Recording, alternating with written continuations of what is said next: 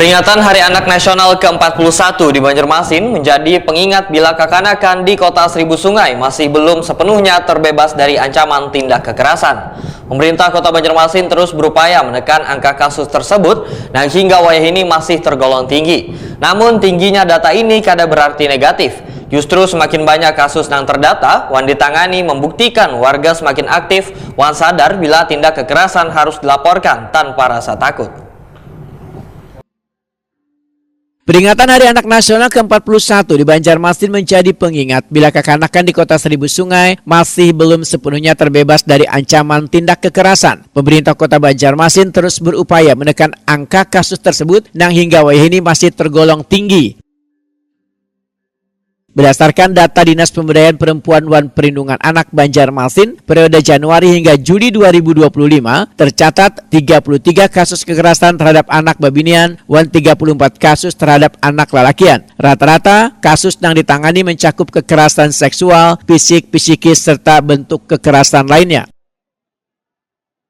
Kepala Dinas P3A Banjarmasin Muhammad Ramadan takuni primatipi usai peringatan Hari Anak Nasional di Gedung Mahligai Pancasila Jan R. Suprapto Banjarmasin Tengah jelang tengah hari Rabu 20 Agustus 2025 memudahkan secara keseluruhan tren kekerasan terhadap babinian, anak babinian, dan anak lelakian di Banjarmasin mencapai 109 kasus. Namun tingginya data ini kadang berarti negatif, justru semakin banyak kasus yang terdata wan ditangani membuktikan warga semakin aktif wan sadar bila tindak kekerasan harus dilaporkan tanpa rasa takut. Muhammad Ramadan menyatakan sebagai langkah pencegahan, dinasnya telah meluncurkan program bersama edukasi siswa tentang bullying atau BSD. Program ini melibatkan generasi muda di lingkungan sekolah untuk menjadi agen edukasi dan sosialisasi mengenai bahaya kekerasan serta bullying di kalangan sebaya. Masyarakat harus speak up untuk berani melaporkan. Nah, setelah melaporkan lalu kita mitigasi, lalu kita tangani. Jadi bukan indikasi negatif, harapan kita dengan mereka berani melapor itu positif, artinya ada keberanian untuk melaporkan.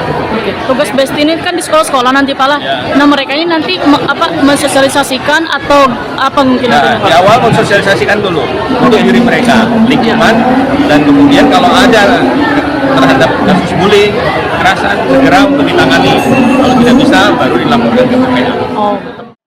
Muhammad Ramadan menambahkan, program bersama edukasi siswa tentang bullying adalah langkah agar kekanakan dapat saling mengingatkan dan menyebarkan pesan anti kekerasan, sehingga kesadaran tentang perlindungan anak kada hanya datang dari pemerintah, tapi tumbuh dari kekanakan itu sendiri.